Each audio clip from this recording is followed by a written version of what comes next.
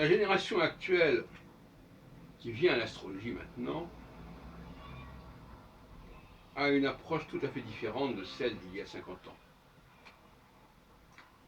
Il y a 50 ans, la fin des années 60, disons, il y a 50 ans,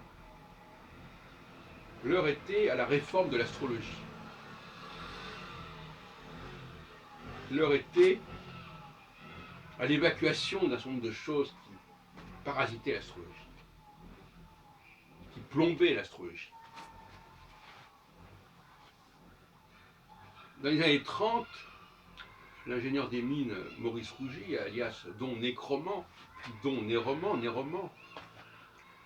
mort en 1954, je crois, qui créa le Collège astrologique de France, lequel organisa en 1937 un congrès à Paris lors de l'exposition universelle, en parallèle à celui organisé par la Société astrologique de France du colonel Maillot,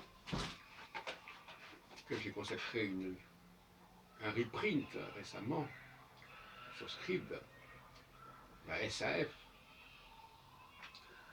Eh bien, ce Maurice Rougier, auteur notamment dans les années 30 chez Maurice d'Artois, je ne sais pas qui c'était ce Maurice d'Artois, de Planètes et Dieux, Planètes et Destins, etc., sans parler par la suite de son pavé, le traité d'astrologie rationnelle.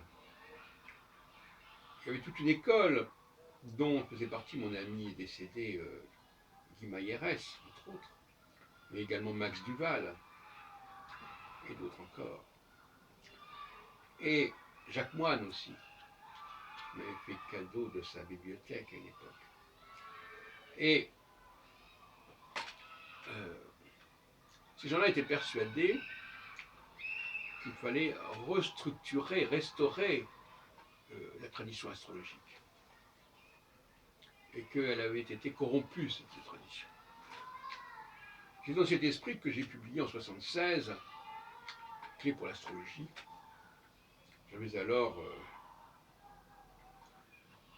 26-27 ans, parce qu'il y a eu le temps de publier, le temps d'écrire, etc. Et en 1976, j'avais 10 ans, même pas 10 ans d'astrologie derrière moi. Et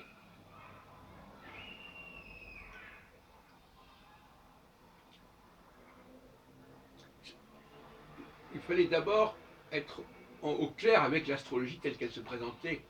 C'est ce qu'a fait d'ailleurs aussi Lisa Morpurgo dans son ouvrage italien traduit en français sous le titre Introduction à la nouvelle astrologie chez Hachette en 1974.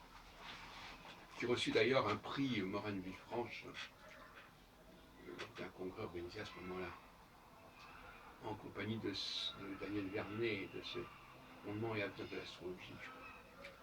Et voilà des gens qui ne. C'est vrai aussi par rapport à Barbeau jusqu'à un certain point. Barbeau est dans une sorte déjà de glissement.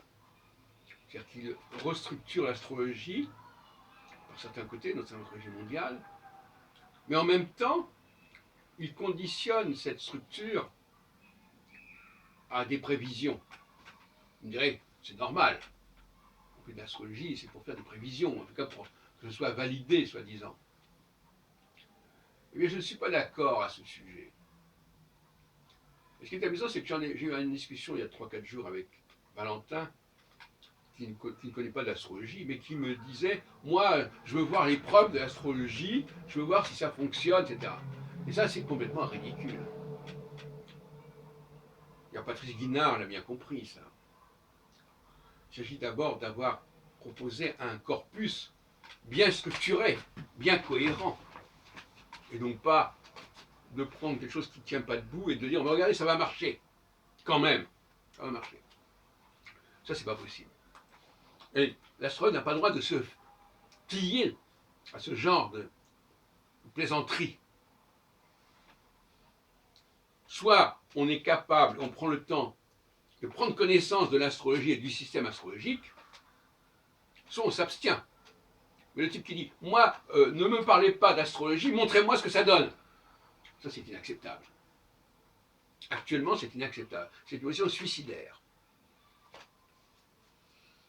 Pourquoi? Parce que c'est une sorte de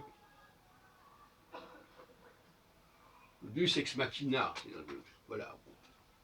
Ça ne marche pas, mais ça n'a pas l'air de marcher. Il n'y a pas les éléments pour que ça marche, ni techniquement, ni scientifiquement, mais ça marche. Et c'est vous qui allez me dire que ça marche. Parce que je vais vous étudier votre thème, ou bien je vais vous parler de choses que vous connaissez. Je sais pas, alors on va retrouver quelques dates que la personne a en tête. 1789, je sais pas. Voilà.